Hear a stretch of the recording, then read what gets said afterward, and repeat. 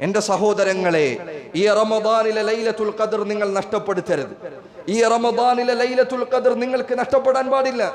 അതിലെ പ്രവർത്തനങ്ങളോ, നിസ്കാരങ്ങളോ, ഇബാദത്തുകളോ, ദുആകളോ, പ്രാർത്ഥനകളോ, ഖുർആൻ പാരായണമോ നിങ്ങൾക്ക് നഷ്ടപ്പെടാൻ പാടില്ല.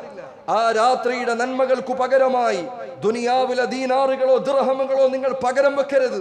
ആ രാത്രിയിലെ നന്മകൾക്കു പകരമായി നിങ്ങളുടെ ശരീരത്തിന്റെ സൗകര്യങ്ങളോ, അതിന്റെ സുഖാനുഗ്രഹങ്ങളോ, അതിന്റെ ആശ്വാസങ്ങളോ നിങ്ങൾ പകരം നൽകരുത്. ഇതാ പരലോകം അത് നിങ്ങൾക്ക് മുന്നിലെത്തിയിരിക്കുന്നു. അള്ളാഹുവിന്റെ സ്വർഗത്തിന്റെ കവാടങ്ങൾ നിങ്ങൾക്ക് വേണ്ടി തുറക്കപ്പെട്ടിരിക്കുന്നു. നന്മകളുടെ വാതിലുകൾ നിങ്ങൾക്ക് വേണ്ടി ഇതാ മലർക്ക് തുറന്നിടപ്പെട്ടിരിക്കുന്നു.